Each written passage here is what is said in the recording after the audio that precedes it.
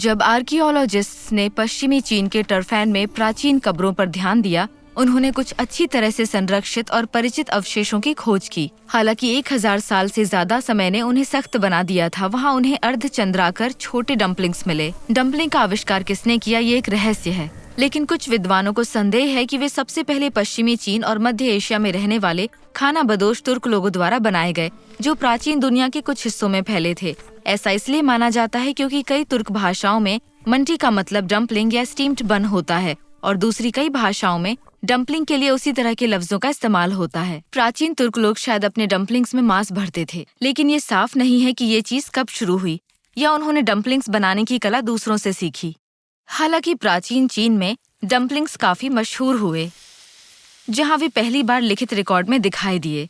1700 साल से भी ज्यादा पहले विद्वान शू सी ने इन्हें बनाने के तरीके के बारे में लिखा। अपनी कविता में शू ने विदेश से आए खाना पकाने के कुछ तरीकों के बारे में बताया। उन्होंने उबले गेहूं के उत्पाद को मैनटाओ कहा और वो गूथे हुए आटे के गोले बनाने का तरीका बताते हैं, जिसे लाओ वैन कहा जाता है। उनमें पोर्क, मटन और सुगंधित पदार्थ भरे जाते हैं और काले मांस की चटनी में डुबोया जाता है, फिर जल्दी से निगल लिया जाता है। उसके बारे में सोचकर लोगों के मुंह में पानी आ जाता है। चीन में अगले 1000 साल तक डम्पलिंग्स में लगातार नयापन आता रहा और वे मशहूर होते रहे। मांस भरने के बजाय कुछ समुदायों ने शाकाहारी डम्पलिंग्स का विकल्प चुना।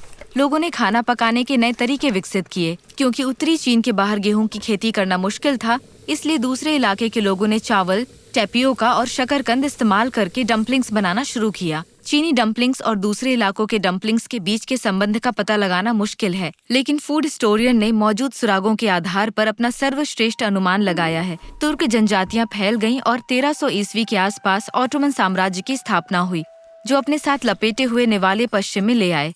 अब जो तुर्की है, वहाँ इस्लामिक प्रतिबंधों के कारण ज्यादातर लोगों ने डम्पलिंग्स में पोर्क नहीं भरा होगा। इसकी बजाय मांटी में लैम्ब भरा जाता था, जिस पर लहसुन, दही और पिघला हुआ मक्खन होता था।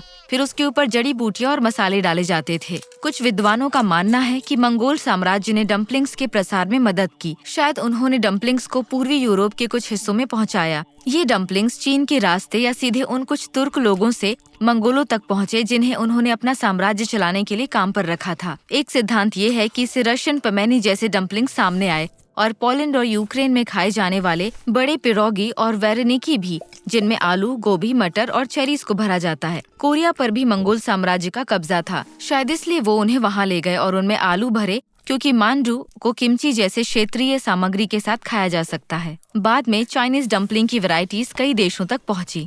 अंग्रेजी बोलने वाले उन्हें डम्पलिंग्स कहने लगे।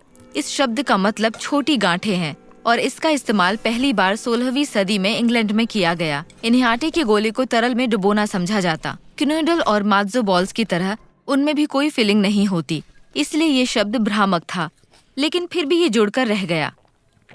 जब द्वितीय विश्व युद्ध के दौरान जापान ने चीन पर कब्जा किया, तो चाइनीज जाओजे को जापान लाया गया, जहां उन्हें ग्योजा कहा जाने लगा और आमतौर पर उन्हें पैन में फ्राई किया जाता था। इस बात में कितना सच है कि इटली के हर इलाके की स्टफ्ड पास्ता जैसी डम्पलिंग की अपनी वैरायटी है। कुछ इतिहासकार मानते हैं कि 9वीं और 11वीं सदी के बीच जब अरब विजेता सिसिली पर शासन करते थे, तो वे डम्पलिंग्स अपने साथ लाए थे, लेकिन जूरी अभी तक नतीजे पर नहीं पहुंची। ये मुमकिन नहीं है कि सभी डम्पलिंग्स जैसी डिशेस का ओरिजिन एक ही हो। कई मामलों में हो सकता है कि विभिन्न संस्कृतियों के माहिर लोगों ने इस कला और हुनर को समझा और साझा किया हो कि आटे में ढकी हुई खाने की चीज ज्यादा जायकेदार हो सकती है। किसी भी तरह से हम डम्पलिंग्स के पेचीदा, रहस्यमय, ऐतिहासिक और जटिल जाल की तारीफ कर सकते हैं, जिसने डम्पलिंग्स को इतना शानदार, लाजवाब और दिव्य बना दिया है।